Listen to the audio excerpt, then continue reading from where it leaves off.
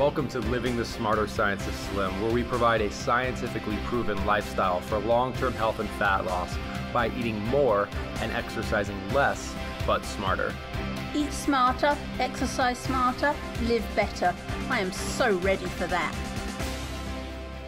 Hey everyone, Jonathan Bailor back with another bonus Smarter Science of Slim podcast. Really have a treat for you today. We have one of the world's leading authorities in the field of women's health and wellness. She's been all over the world. You've seen her on PBS. She's regarded as one of the 100 most trusted people in America in 2013 by Reader's Digest. She's written 2 New York Times best-selling books. She's been on the Oprah show, Today Show. I mean, literally, we're talking upper echelons. We're not messing around on today's show. She's also a board-certified OBGYN physician who graduated from Dartmouth Medical School and did her residency at Tufts New England Medical Center. So we're also not woo-woo. It's like the best of both worlds. She's also a delight, and she's also sharing her time with us today. So let's put our virtual hands together for Dr. Christiane Northrup. Welcome, Dr. Northrup. Oh, nice intro. That was really exciting. Got me all excited. You're good. well, speaking of people who are good, Dr. Northrup, obviously there's many people who are trying to help women and people in general live better, but you seem to have a unique knack for it, as evidenced by the number of lives you've touched. Tell us a bit about your journey and what has interested you and led, you believe, to your success in the fields of women's health. I think that what has led to the success of it is when I was a new medical student and first saw a baby born, I just was moved to tears. I thought I was going to fall on the floor weeping. And, I was with a group of women where we were one of the first en masse to go to medical school. And so women in the delivery room and women in the operating room it was not a common theme. So therefore I didn't want to appear like an emotional woman weeping. But I have found that those things which move us to tears are the most important things of our lives. That's the body's internal guidance system. Women just before their period will cry at Hallmark ads and all of that thing. And that's not because we're a hormonal wreck. It is because those things which are most meaningful to us are what move us, emotion. Our hearts are engaged. And so I think that's been the secret of my success is, yes, having intellectual rigor and getting the degrees and passing the tests and being board certified and all that's true. But I'll tell you what, when there is a conflict between the heart and the head, the heart wins every time. And sometimes you have to have a heart attack to listen to it. Mm-hmm. I love that elephant and rider analogy, which I'm sure you're probably familiar with, which is that the emotional side of our being is a bit like an elephant, and the rational side is a bit like the rider on the elephant who can tug on the reins as much as you want and might be able to exert some force over the elephant. But at the end of the day, the elephant's going to go the direction it wants to go. Always. It's always that way. So therefore, we each need to pay attention to, and when it comes to our health, is there an unhealed 7-year-old running your endocrine, immune, and central nervous system? The beauty of now in medicine is we've got the science to show that our beliefs about ourselves generally put in place before the age of 10 are what drives our health. They're more important to health than cholesterol, exercise, what you eat, blood pressure, our beliefs about ourselves. And I think that is something that I have spent a lifetime learning, documenting. The famous ACE study, the Adverse Childhood Experiences Study, been taken over by the CDC, shows that those people who had 1 to 10 adverse childhood experiences use the emergency room more, die sooner, are the ones who go to the doctor all the time. And it's because of the psychoneuroimmunology of feeling ashamed of yourself, that you're not enough. Guilt says, I made a mistake. Shame says, I am a mistake. And if you're a woman, women didn't get the right to vote till 1920, and 1 in 3 women around the globe will be raped or beaten in her lifetime. With men, the feminine side of men is beaten up, and you guys are taught that the highest form of service you can possibly give is to go and get yourself killed. So you see that these things are an anti-living message, and we women need to be more like flowers, really own our flower nature, which through beautiful smells, beautiful colors, beauty itself is what keeps life going. 1/3 of the food on the planet, maybe more, is there because of pollinators being attracted to flowers. And flowers have all kinds of wonderful, wonderful things that they do to keep life going. And that's the feminine life force, things we do to make life worth living, you see. It strikes me that maybe one way we could refer to what we're talking about here, Dr. Northrup, is the soft side of hard science, because it even set off a bit of a bell in my head that so much of today's dialogue around just hard science, it has to do with chronic inflammation. So chronic yes, doesn't it though? Absolutely. That is it. That's the key to all of it. Chronic inflammation. What causes chronic inflammation? Actually, shame. Do you believe it? Shame causes chronic inflammation. Just before you called, I was writing about the adrenals and adrenal exhaustion, adrenal burnout, and the third chakra, which is our self-esteem, personal power, gut feelings, all of that kind of thing. And when you feel ashamed because you feel like you're too fat, too old, too fill in the blank, you're actually producing low-level inflammatory chemicals in your body all the time, 24/7. That's what drives you to eat sugar, because sugar is an opiate. It dulls the pain. We numb ourselves in this culture to our feelings. You know, we are the most over-medicalized, over-medicated generation to ever exist on planet Earth. And it all comes from this tendency to want to numb ourselves to what we know and what we feel. But the cool part is the minute we know that and see that, we can change it. And moving through shame can't exist with humor, with light, with lightness, and being spoken. You know what they say in the 12-step program, you're only as sick as your secrets. So the minute I'm always amazed when women say to me, like in hushed tones, I was sexually abused. It's like, take a number. That's like so common. Back in the day when I first started in women's medicine, I would notice there was a big correlation between chronic pelvic pain and sexual abuse in childhood, which, the kid thinks it's their fault. When we're little, we think everything's our fault. We're egocentric. That's our epistemology. And so I would notice this. And my colleagues would say to me, you see all the nutcases. We see normal women. Like, are you kidding? Then I found the same thing in Germany and in Australia. And so we've had a culture in which the soft, like what you were saying, the soft side, men, what are men called? Sissies, pussies. You're a little girl. Wow, huh? Wow, the vulnerability. Where all the creativity and all the joy comes from is when we're vulnerable and we're not ashamed of it. One of my favorite movies is Almost Famous, and there's a great line in there. Philip Seymour Hoffman says to the kid who's writing the piece for Rolling Stone, let me tell you something, kid. You're not cool. I'm not cool. I'm home on a Saturday night.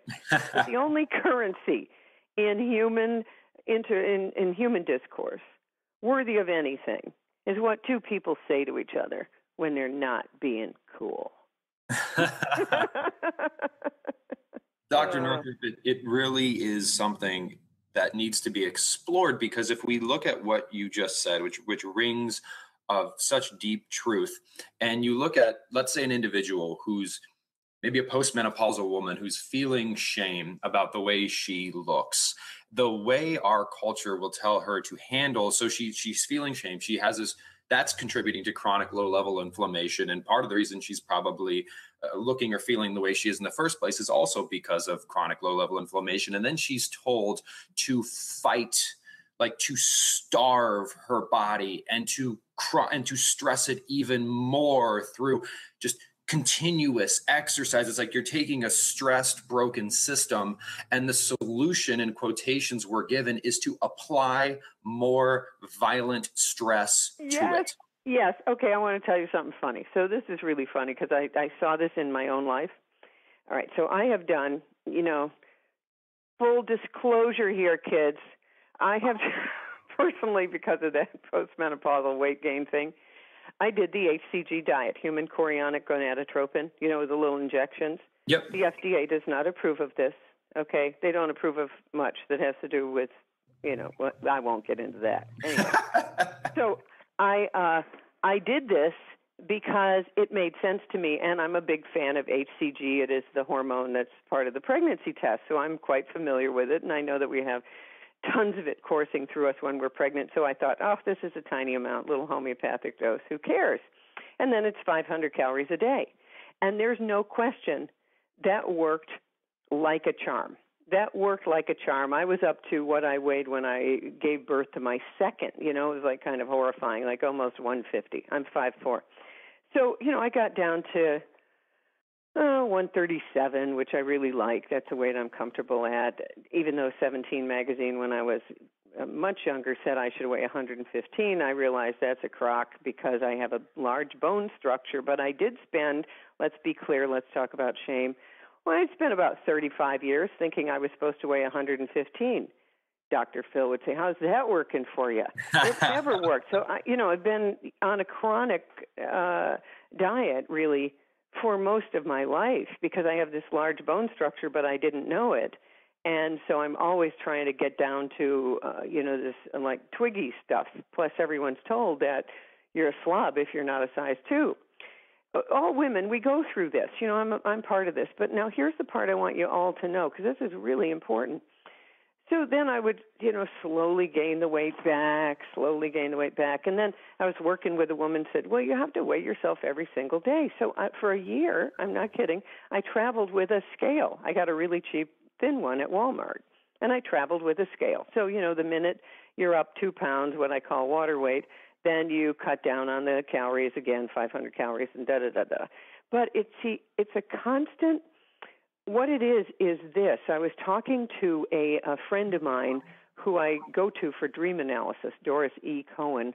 Any of you want a good reader with past lives and all that, Doris is your person, Doris E. Cohen. But anyway, I'm doing that, and I'm talking about mammograms and all the things that women do because they're afraid that their bodies are going to turn on them, right? So we have to get constant surveillance of our breasts and our cervix and everything else. And I've always known for most women that over-testing is kind of a crock. I mean, I know that. It's 70,000 women a year are overdiagnosed with so-called breast cancer when it's ductal carcinoma in situ. And, I've written extensively about that. And then Doris points out to me that I'm talking the same way about my weight as I would be talking if I were a woman who was terrified of my body and thought I needed a physical every 6 months. I was talking about my own weight the same way. I can't trust my body. I got to step on that scale every single day or my body will betray me. No matter what I do, I will gain weight. And I thought, wow, what a revelation. It's true. I was acting like, you can't trust your body. You will gain weight no matter what you do. You will gain weight walking by a cookie. Well, when I did I want your readers to know this because your listeners, you talked about the calorie myth. I went on that HCG diet, and so did another friend of mine, a PhD in nutrition, 2 more times in 20 days of 500 calories. Listen to this, everyone. 20 days of 500 calories. Each of us lost 3 pounds. Jeez. This is not possible by the laws. People still believe calories in, calories expended. if you eat this cookie, then you go run half a mile to burn. It doesn't work this way. When you have this constant terrorist inside your head that is telling you you got to be under constant surveillance or this body is going to turn on you. And when you change that and you start to be kind, we're back to the soft stuff, the feminine stuff, kind to yourself, kind. And you start to treat your body. If you had a 2-year-old in your house, would you be yelling at your 2-year-old? What are you doing eating that? What do you mean you want that? We treat ourselves so poorly. We treat ourselves worse than we would ever treat any other human being by the messages in our mind. So I've been refining this for, 50 years. And this is my latest iteration. And consequently, I haven't stepped on the scale all summer. And then I just did a treatment with Sandra Chu, an acupuncturist from New York City who was just up visiting. And we did releasing of the fascia in the low back. And my pants fit better. Because she said when your pelvis is tilted a certain way, then you're going to feel bloated, but it's not fat. It's bloat. And so I'm a big fan now of we have to do things to keep our fascia, that is the connective tissue that connects the muscles to the skin, to the bone underneath, to the organs. When that's free and moving and not scarred and held down, then everything else is free and moving as well. And eventually, yes, you'll get to the point where you're not eating crappy food. I mean, I haven't had a McDonald's meal or a junk meal in years. I don't like the way it feels in my body. And yes, I pretty much avoid gluten and all the rest of it. But when you have the belief that no matter what you do, your body, you got to be under constant surveillance. I mean, my parents would say things when I was little, she's built like an MACK truck. Well, that kind of leaves a mark. Mm-hmm. So this is right down to bone marrow with the weight thing. Yes, we need to exercise. Yes, we need to be fit. But if we are out there exercising in a way to beat our bodies into submission, like these boot camp things or all of that, it is not sustainable. So what's necessary is a wonderful, sustainable way to move your body. For me, that's Pilates, Argentine tango, and taking some walks. That's pretty much it. I'm not doing, although I have to say the Sprint 8 workout for cardiovascular is pretty amazing. On an elliptical trainer, I learned about that through Joe Mercola, and that increases growth hormone rather dramatically, and it only takes 20 minutes. Dr. Northrup, some key words you mentioned which resonate so deeply are being free, moving, and really not getting clogged up. I use this analogy of a clogged sink, and it's talking about getting clogged up not only physically, not only from an inflammatory perspective, but also psychologically. Because we see as we age, tell me if there's anything to this here, we see as we age, we continue to eat and exercise the same way we always have, but then the quote unquote weight just mysteriously creeps on. But if we understand that both psychologically and metabolically, when we don't put quality in, and I'm talking about thoughts as well as food and physical movement, when we don't put quality in, we develop clogs, and that brilliance, that beauty of the body that should keep us happy and healthy without any effort, because that is the natural state, is no longer able to function. And then we treat that clog with like violent, further clog causing approaches. That's exactly right. That's right. We ream out the stuff. I remember years ago, I was speaking on stage with William Castelli, the founder of the famous Framingham Heart Project, and he was showing angiograms of monkeys with clearing of their arteries with diet. And they clearly had gotten over their cardiovascular disease with diet. He said, now the only problem is in this country, you have to be a monkey to get the right treatment. We know that coronary artery bypass does not save lives. It does not prolong life. It does prolong the financial well-being of a hospital for a while. So our bodies will heal themselves when we do the unclogging, but there's no question. I like what you said. I've been listening to a lot of work with Mario Martinez, who recorded the Mind-Body Code. He's the founder of the Institute of Biocognitive Science, which is how our culture and our beliefs affect our biology. And what he points out is getting older is inevitable. Aging is optional. And I know that to be true, first of all, because I'm taller than I was when I was 25, and I also am healthier than I was at 25. My eyesight hasn't really changed since I was 13. I got warped eyeballs then because I was going to be a girl, and I said, oh, God, this is going to be a problem. But still, what I see, and Martinez has studied centenarians around the world, healthy centenarians. And what he points out is geriatrics is the study of the pathology of aging. But all of that is optional, and that's what you're doing on this podcast is empowering people to know that we do not need to be facing prescription drugs for seniors, being disabled and needing walkers, or we don't. That's all optional. My mother went to Mount Everest Base Camp at the age of 84. I mean, that's 100 miles, pretty much straight up. So this stuff that we think about getting older, and by the way, it starts to affect people when they're about 30. My hairdresser just turned 29, and her friends are saying to her, what are you going to do next year?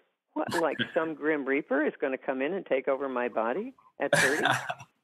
Seriously. So we need to change first our beliefs, and then we need to create, because we're so influenced by the people we hang with. I'm sure you know this data. Like if your whole family is fat and eats a lot of junk food and a lot of soda and stuff, it's going to be very hard to be the one person who's left out of that, because breaking bread together, by the way, is one of the best stress relievers on planet Earth. Breaking bread together, not watching TV alone and the news while you're eating, which gives your digestion terrible stress hormones. You don't digest anything that way. But we need to create subcultures of vibrant health, you see.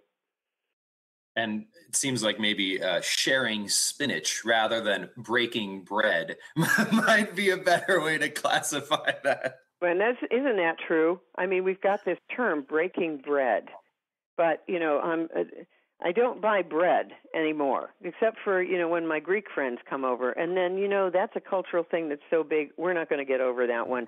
I'm going to buy the artisanal loaves and dip it into the sauce because, I'm just going to do it.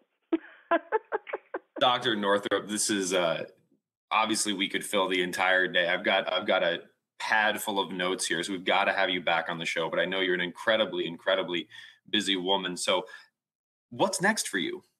I am doing a live online course with Hay House starting October 21st, 3-part live online course, and this is going to be embodied wisdom, and it's how you can use the wisdom of your chakras for vibrant health. Just the sorts of things we were talking about, self-esteem and how that relates to what you eat and that kind of thing. So for more information about that, for information about everything, you just go to my website, Dr. Northrup, DrNorthrup.com. And that live course was, again, on October 21st, starting October 21st. And then it's the 2 subsequent weeks as well.